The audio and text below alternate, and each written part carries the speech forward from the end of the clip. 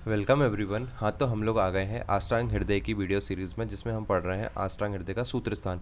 सूत्र स्थान के हम लोगों ने कुछ वीडियो में पिछले 9 चैप्टर कंप्लीट कर लिए हैं। आज इस वीडियो में हम लोग 10th नंबर का चैप्टर पढ़ने जाएंगे, जिसका नाम क्या है, रसभेदी अध्याय। ठीक है। रसभेदी अध्याय में जो रस होते हैं अपने मधुरम, लवण, कटु, तिक्त, कसाई, ये ऑर्डर आप लोगों को याद हो गया होगा, आई होप। तो ये जो रस है इनके अपन पढ़ेंगे कि इनके लक्षण क्या होते हैं, इनके कर्म क्या होते हैं, ये रस क्या करते हैं अपने शरीर में, ये रस कौन कौन से महाभूत से मिलके बना है। तो अपन सबसे पहले वो देखते हैं कि सबसे पहली हीडिंग यही आ जाती है कि मधुर आदि रसों की उत्पत्ति कैसे होती है। तो मधुर अपन ने पढ़ा है हर एक इस जगत में जो भी चीज़ है वो पंचमहाभूत से मिलके बनी, तो रस भी जो है पंचमहाभूत से मिलके बने हैं। ठीक है।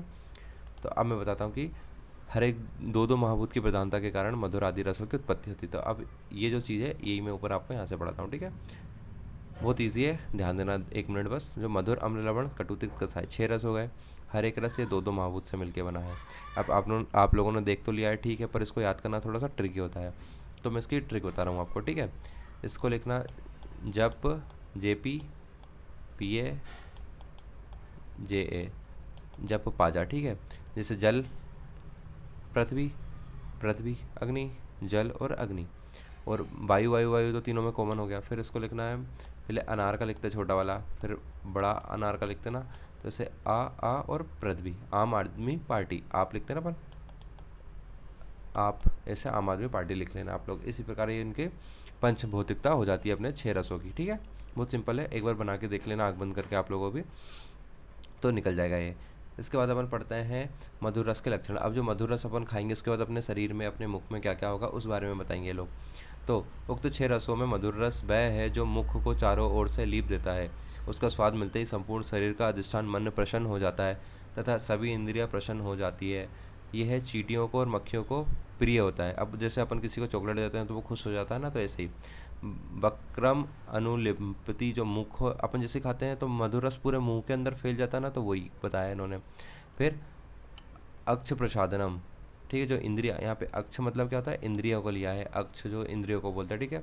तो अपनी इंद्रियों को प्रसादन करेगा। एक क्वेश्चन एक बार ऐसा NIA में पूछा था कि अक्ष प्रसादन कौन सा रस करता है।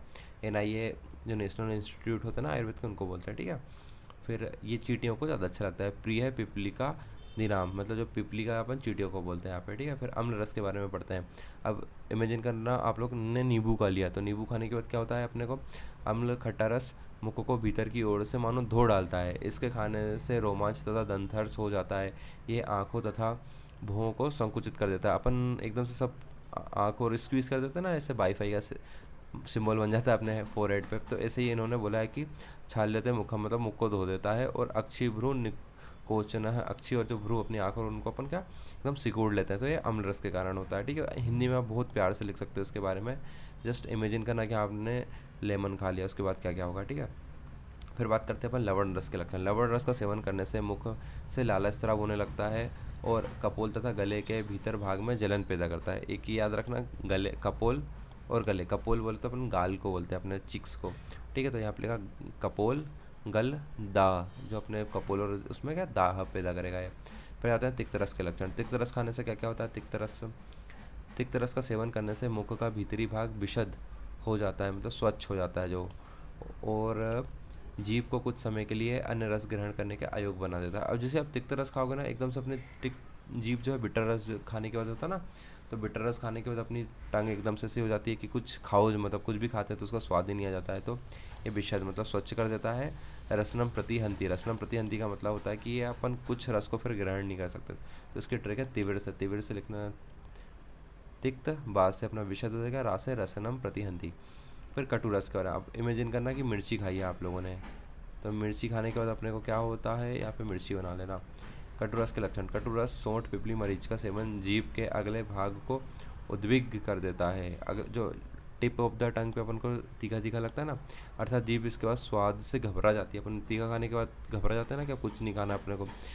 इसमें जीभ में चिमचिमाहट होने लगती है। इसका सेवन करने से आँख, नाक तथा मुख से स्राव निकलने लगता है। कपोल, गालों में दाग होने लग जाती है। ठीक है। अपन तीखा खा लेते तो अपनी आंखों में से आंसू आ जाते हैं, नाक में से पानी निकलने लग जाता। ये सब वही लक्षण।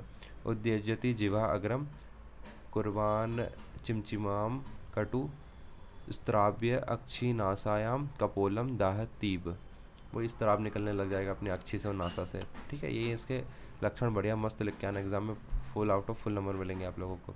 कसाई रस के लक्षण, कसाई रस खाने से क्या क्या होगा? हरित की आंवला का सेवन जीभ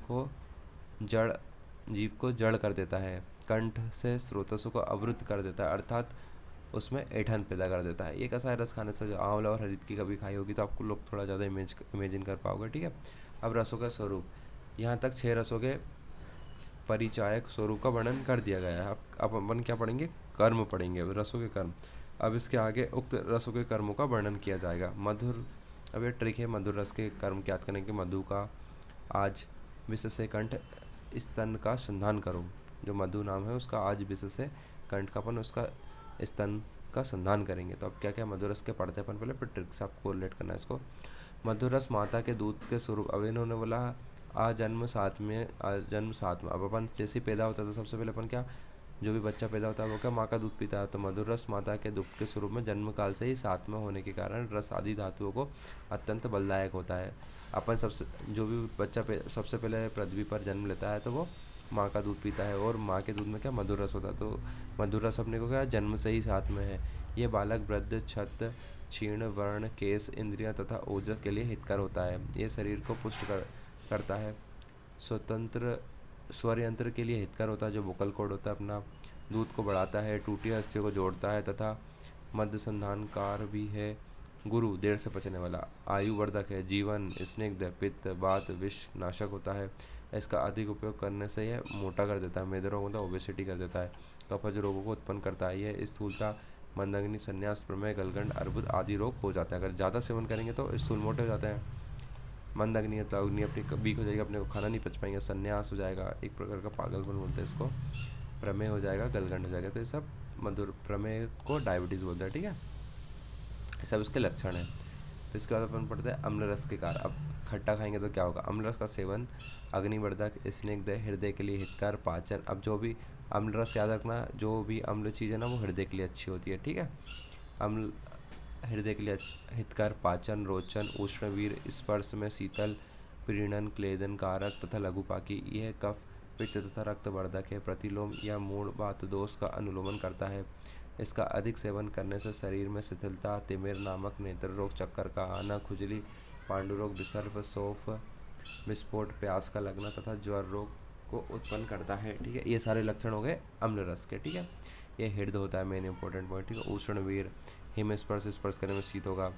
तिमिर बोले तो कैटरेक्ट, जो ओल्ड एज में दादा दादी को होता है ना कैटरेक्ट, आंखों का ऑपरेशन बोलते हैं, कैटरेक्ट आंखों का ऑपरेशन करवा लिया, मोतियाबिंद जिसको बोलते हैं वो कैटरेक्ट, ठीक है।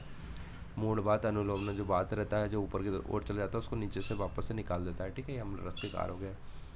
फिर लवण रस, लवण रस का सेवन स्तंभन तथा स्तब्ध, संघात बंद मतलब कि जो मल मूत्र की जो रुकावट कर देता है ना, जैसे अपने को फिर मल और मूत्र की प्रवृत्ति नहीं होती है उसके बाद लवण रस खाने के बाद। फिर विद विधम्पक अर्थात विनाशक है तथा अग्नि की वृद्धि करता है। यह स्नेहन तथा स्वेदन, तीक्ष्ण गुणयुक्त, रुचिकर, मांस का छेदन एवं मल का भेदन है। इसे अधिक खाने से वातरक्त बोले तो ओस्टियो अर्थराइटिस, ओए बोलते हैं अपन जो होता है ना वो, खलित तथा पालित, खलित मतलब बालों का झड़ना, पालित मतलब बालों का सफ़ेद होना, नमक कपालगत रोगों, झुर्रियाँ जो रिंकल्स पड़ते हैं उनको, प्यास, कोष्ठ, विष एवं विसर्प रोग को पैदा करता है और बल को क्षीण करता है। तो लवण में ये कुछ गंदी क्वालिटियाँ कुछ अच्छी क्वालिटियाँ, तो लवण को ज़्यादा नहीं खाना चाहिए, ठीक है। सो अति युक्तो अस्वप्नम खलितम फलितम बलिम, बलिम मतलब रिंकल्स। फिर आ जाते हैं अपन तिक्त रस के कर्म। अब तिक्त रस खाएंगे। तिक्त यद्यपि स्वयं, बहुत इंपॉर्टेंट लाइन है वाली, ठीक है। तिक्त रस के लिए याद रखना, किसके रस के लिए? तिक्त रस के लिए है ना। तिक्त रस यद्यपि स्वयं अरुचिकर होता है परंतु यह ज्वर आदि के कारण उत्पन्न अरुचि को दूर करता है। देखो अपन कब जब बीमार होते हैं ना तो अपने खाना खाने की इच्छा नहीं होती है, तो उसको अरुचि बोलते हैं। तो तिक्त रस ऐसा है, खुद तो क्या होता है अरुचिकर होता है, पर उसको खाने के बाद अपने को क्या खाना खाने की इच्छा हो जाती है, मतलब ये रुचि बना देता है खाना खाने के लिए, ठीक है। यह कृमि रोग, तृष्णा, विष, कुष्ठ, मूर्छा, ज्वर, उत्क्लेश, पित्तस तथा कफज विकारों का विनाश करता है। क्लेद, मेदस, वसा, पुरीस और मूत्र को सुखाता है। यह है पाक में लघु, बुद्धिवर्धक। ये क्या होता है? बुद्धिवर्धक होता है। शीतवीर्य होता है, रूक्ष दूध को शुद्ध करने वाला तथा गले के विकारों का शोधक होता है। इसका अधिक सेवन करने से धातु क्षय तथा वात व्याधियों की उत्पत्ति हो जाती है। वात व्याधियाँ कितनी होती है? 8080, ठीक है, 80 होती है वात व्याधियाँ, ठीक है, याद रखना, आगे काम आएगा। इसका अधिक सेवन करने से धातु क्षय तथा वात व्याधियाँ हो जाती है, ठीक है। फिर जाते हैं कटुरस का कर्म। कटुरस, अब तीखा खाओगे ज़्यादा तो क्या होगा? कटुरस गले रोग, उदर, कुष्ठ, अल्सर एवं श्रोत रोग का विनाश क्या करता है? विनाश करता है। व्रण शोथ की कठोरता को शिथिल कर देता है। जो भी व्रण अपने घाव बनता है उसके आसपास कठिन स्किन जो होती है वो टाइट हो जाती है ना, उसको थोड़ा सा लूज कर देता है। स्नेह, मेदस एवं क्लेद को सुखाता है। यह जठराग्नि को प्रदीप्त करता है, भोजन को पचाता है, भोजन के प्रति रुचि को बढ़ाता है। दो चीज़ हो गई भोजन के प्रति रुचि बढ़ाने वाली, एक तो तिक्तरस और एक ये मुख, नासिका, नेत्र एवं सिर का श्रवण एवं रेचन विधियों से शोधन करता है। खाए हुए अन्न को सुखाता है, अतः खाने के बाद प्यास लगती है। अतिसार नाशक है, मल के बंधन को काटता है। जो अपना कॉन्स्टिपेशन रहती है ना उसको, तो कॉन्स्टिपेशन को ढीला कर देता है, जिससे अपना कॉन्स्टिपेशन दूर हो जाता है, ठीक है। श्रोतसों को फैलाता है तथा कफ का नाशक है। इस रस का अधिक प्रयोग करने से प्यास अधिक लगती है। ज़्यादा स्पाइसी खाएंगे तो ज़्यादा पानी पीने की इच्छा होगी, ठीक है। शुक्र एवं बल क्षय करता है। मूर्छा, शरीर के अवयवों तथा सिराओं में सिकुड़न, कपकपी, कमर तथा पीठ में पीड़ा करता है। ये सब इसके कटुरस के गुण हो गए। फिर अपन बात करते हैं व्रण अवसादन, मतलब जो व्रण है उसका अवसाद करेगा, मतलब उसको ढीला करेगा। श्रोतांशी विवरणयोति, जो श्रोता से उनको खोल देगा। स्नेह, मेद, क्लेद, उपशोषण, जो स्नेह और मेद का और जो क्लेद है ना उसका शोषण कर देगा। ऐसे हम पढ़ लेना। दीपन, पाचनम, रुच, शोधन, अन्नस्य शोषण, छिन्नति, बंधान, श्रोतांशी विवरणयो, कफ अपा, जो कफ को काटने का काम करेगा। क्रोतसो अति योगेन तृष्णा, शुक्र, बलक्षयम, मूर्छाम, आकुंजनम, कंप, कटी, पृष्ठ आदिशु व्याथाम, ठीक है। ये इसके गुण हो गए कटुरस के, अपने गुण देख लिया। फिर कसाई रस के कर्म। अब कसाई रस के कर्म क्या क्या है? कसाय पित्त तथा कफ को शांत करता है। कसाई रस क्या करता है? पित्त और कफ को शांत करता है। मैंने एक टेबल बताई थी आपको, कौन सा रस में कौन सा क्या क्या करता है, ठीक है। कहाँ बताई थी? अब बताओ फटाफट। और कैसे बनाई थी अपन ने पढ़ा था, लिखा था बात, पित्त, कफ लिखा था। फिर मधुर, अम्ल, लवण जो रस थे वो बात को कम करते हैं। और कटु, तिक्त रस, कसाय रस क्या करते हैं? पित्त को कम करते हैं। और KTM बाइक याद कराई थी मैंने, KTM बाइक क्या करती है? पित्त को कम करती है। तो कफ और पित्त को कसाय रस शांत करता है, क्योंकि दोनों में कॉमन आ रहा है। तो यहाँ से भी आप लोग हर रस के लिए लिख सकते हो। गुरु है, रक्त को शुद्ध करता है। कसाय रस प्रधान द्रव्यों का लेप लगाने से ही है। पके फोड़े का पीड़न करता है और पुए निकाल जाने पर रोपण करता है। यह शीतवीर है। सड़न तथा मेद धातु को सुखाता है। आम दोष को रोकता है, ठीक है। ये इसके गुण हो गए। मल को बांधता है। यह अत्यंत रुक्ष होता है। त्वचा को स्वच्छ करता है। इसका अधिक सेवन करने से विष्टम्भी, अध्यमान, हृदय में पीड़ा कहाँ होती है? कसाय रस ज़्यादा खा लेंगे तो हृदय में पीड़ा होगी, प्यास लगेगी, ग्रस्त आएगी, शुक्र धातु का नाश होगा, स्रोतसों में रुकावट तथा मलमूत्र में रुकावट होती है, ठीक है। ये सब अपन ने किसके लक्षण देख लिए? कर्म देख लिए कसाय रस के। कसाय पित्त कफा गुरु अस्त्र विशोधनम। अस्त्र मतलब होता है रक्त, ठीक है। पीड़ितो रोपण सीता क्लेद मेदो विशोषण। आम स्तंभनो ग्राही रोक्षो अति त्वक प्रसादना। करोति शीतलता सो अति विष्टम्भ अधमान हृदय रुजा। ये रुजा लिखा है, ठीक है। इसके अपने लक्षण है। कार्श, पौरुष, भ्रंश, जो पतला करेगा, और पौरुष मतलब नपुंसकता पैदा करेगा, ठीक है। फिर मधुर स्कंद के द्रव्य अब ये पढ़ लेना आप लोग कि मधुर रस में कौन कौन से द्रव्य आते हैं। सॉरी, जैसे घृत। एक चीज़ बस याद रखना, सोना मधुर है, और जो चांदी है ना अपना रजत, वो अम्ल रस में आता है, मधुर अम्ल। ये सब जो चीज़ें हैं ना खाने की, ये सब मधुर रस से युक्त है, ये अम्ल रस से, ठीक है। अब लवण रस की ये चीज़ें आती हैं। तिक्त रस में क्या क्या है? कटु रस में क्या क्या है? कसाय रस में क्या क्या? फिर मधुर रस का विशिष्ट वर्णन। प्राय सभी मधुर रस वाले द्रव्य कफकारक होते हैं, ठीक है। कफ को बढ़ाने का काम कौन करते हैं? मधुर रस वाले जो भी द्रव्य आते सब। केवल पुराने साल, अब ये चीज़ ना बहुत इंपॉर्टेंट है, ठीक है, क्योंकि इसमें क्या एक्सेप्शन दिए हुए हैं।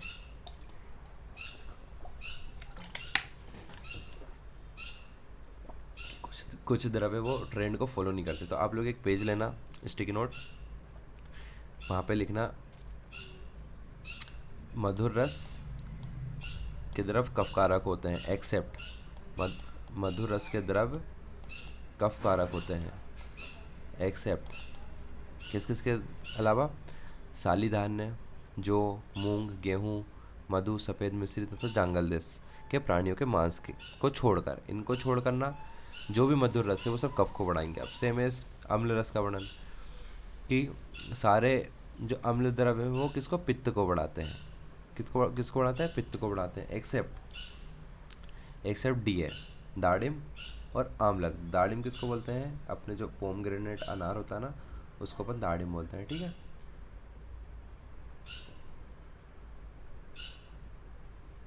उसके बाद आ जाते हैं अपन लवण रस। लवण रस में सारे जो लवण रस है ना, अम्ल रस का पड़ता है। अनार एवं आंवला को छोड़कर प्राय सभी अम्ल द्रव क्या करते हैं? पित्त कारक होते हैं, मतलब पित्त को बढ़ाने का काम करते हैं। अब सारे जो सेंधा नमक, जो सारे नमक होते हैं ना, वो क्या होते हैं? आँखों के लिए ख़राब होते हैं, एक्सेप्ट किसके अलावा? जो अपना सेंधा नमक होता है। इसलिए बोलते हैं कि सेंधा नमक खाना चाहिए, ठीक है। सेंधा नमक आँखों के लिए अच्छा होता है। फिर आ जाते हैं अपन किस पे? तिक्त रस पे। सारे तिक्त रस क्या होते हैं? आब्रश्य और आब्रश्य होते हैं और बात कारक, मतलब बात को बढ़ाने वाले होते हैं, एक्सेप्ट क्या क्या? सोपील, SPL, सोंठ, पीपल और लहसुन को छोड़कर सभी क्या होते हैं? आब्रश्य और बात कारक होते हैं। ये याद रखना, यहाँ पे थोड़ा सा कन्फ्यूजन होता है, ठीक है। क्या क्या लिख लिया अपन ने? सोंठ, पीपल और लहसुन छोड़कर सभी तरफ बात कारक होते हैं। अब कसाय रस पे आ गए हैं। एक सेकंड, थोड़ा सा अपन ने कुछ मिस कर दिया क्या? तिक्त कटु, इन्होंने यहाँ पे ना दोनों रसों का बता दिया, ठीक है। थोड़ा सा ध्यान देना कटु और तिक्त का। तो जो तिक्त है, जो गुड़ूची है और परवल है के बिना प्राय सभी तिक्त द्रव आब्रश्य और बातकारक होते हैं, ठीक है।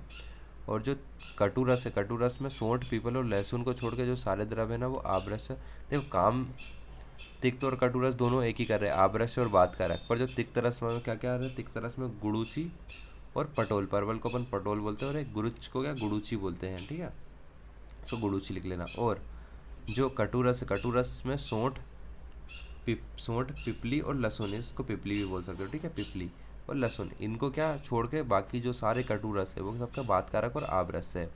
फिर कसाय रस पर आ जाता है। कसाय रस में हरड़ को छोड़कर प्राय सभी कसाय द्रव्य शीतवीर्य और स्तंभन करते हैं। स्तंभन मतलब रोकने का कारण, और जो जिनका वीर्य ठंडा होता है, ठीक है।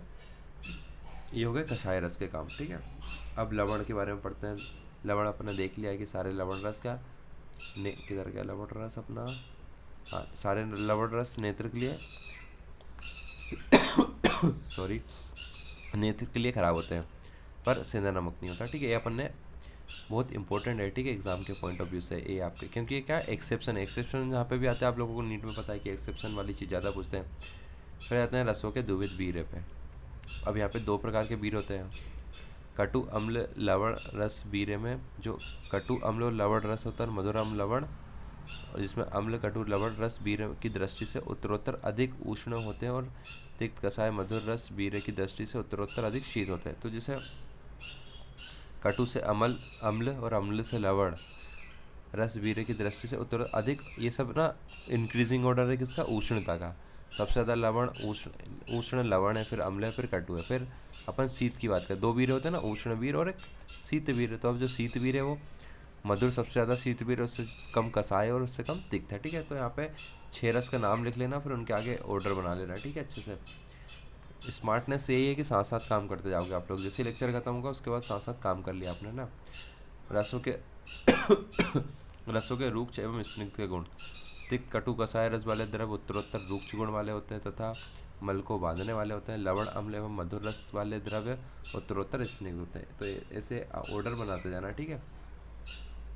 देखो, एक ऑर्डर रूक्षता का और स्निग्धता का। जो रूक्ष होगा वो सबसे कम स्निग्ध, जो ज़्यादा स्निग्ध होगा वो कम रूक्ष होगा। तो ये दोनों तो एक दूसरे का अपोजिट चलेंगे। फिर गुरु और लघु का आ जाएगा। तो जो गुरु होगा ज़्यादा, वो ओबियसली सबसे कम लघु होगा। तो जो सबसे ज़्यादा लघु होगा वो बहुत कम गुरु होगा। तो हेडिंग डालना 3 कि एक बीरे के हिसाब से, एक रुक्षता के हिसाब से, एक गुरुता के हिसाब से। तो तीनों का ऑर्डर बना लेना, इन तीनों से आपका काम निकल जाएगा। फिर अपन बात करते हैं रस के कितने कॉम्बिनेशन बनते हैं। 63 कॉम्बिनेशन बनते हैं रस के, ठीक है। 63 कैसे बनेंगे, जैसे अपने रस को कितने होते हैं, 6 रस होते हैं। 6 रस में एक एक को मिलाएंगे, फिर दो दो को मिलाएंगे, फिर तीन तीन को मिलाएंगे, चार चार को मिलाएंगे, पाँच पाँच को मिलाएंगे और छः छः को मिलाएंगे। तो इनको मिलाने से जो कॉम्बिनेशन बनेगा ना, उनका टोटल होगा कितना, 63। तो एक याद रखना, 320, 320। तो तीन तीन के अपन पेयर मिलाएंगे, जैसे मधुर अम्ल लवण मिला लिया, फिर मधुरम लवण हो गया, कटुतिक कषाय होगा, फिर इनमें दूसरे को तीन तीन को ले लिया। इनको मिलाने से कितने पेयर बनेंगे, 20 पेयर बनेंगे।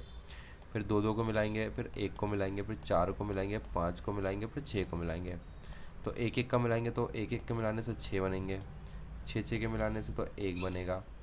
फिर यहाँ पे 20 के नीचे 15 लिखना और 15 के नीचे 6 लिखना, और सेम टू सेम ऐसे यहाँ पे भी 15 लिख देना और यहाँ पे 6 लिख देना। तो 20 के ऊपर 15 और 6, 20 के नीचे 15 और 6। ओबियसली पता है 6 लोगों को मिलाएंगे तो एक ही बनेगा, क्योंकि 6 रस होते हैं। तो इन सबको टोटल मिला के कितने हो जाएंगे, ये 63। फिर पूछते हैं कॉम्बिनेशन पूछते हैं, पर अपन जो एक एक को काउंट करते हैं, मधुर अम्ल लवण कटु तिक्त कषाय, इसमें कोई कॉम्बिनेशन थोड़ी ना है। तो ये 6 को हटा देंगे तो कितने हो जाएंगे, 57। तो मधुर आदि 6 रसों के परस्पर संयोग करने पर इनके स्थूल रूप से कितने होते हैं, 57 होते हैं। पुनः इसके 6 रसों को जोड़ देने पर इनकी कल्पना 200 के आधार मानकर 63 प्रकार से हो जाती है, ठीक है। यही दिया हुआ है। फिर यहाँ पे वही पूरा बताया, दो दो को कैसे जोड़ेंगे, तीन तीन को कैसे जोड़ेंगे। ये ऑर्डर देखना है, 320, 15 ऊपर 15 नीचे, 6 ऊपर 6 नीचे और 1। इसी प्रकार अपना ये चैप्टर का कंप्लीट हो गया। अब सबसे जो अष्टांग हृदय के सूत्र स्थान के सबसे मेन इंपॉर्टेंट चैप्टर प्रूफ के पॉइंट ऑफ व्यू से, वो है 11 चैप्टर और 12 चैप्टर। इन दो को तो आपको ऐसे रटे होने चाहिए कि कोई नींद से उठा के भी पूछे तो आप बता दो इनको, ठीक है। तो अपन नेक्स्ट वीडियो में कोशिश करेंगे इनको पूरा निपटाने की अच्छे से। श्लोक पढ़ के अपन इनको अच्छे से निपटाएंगे। श्लोक आपको याद भी करना है मेरे साथ साथ पढ़ते पढ़ते, ठीक है। Thank you so much. Video अच्छा लगा हो तो लाइक शेयर एंड सब्सक्राइब करना अपने दोस्तों को। Thank you.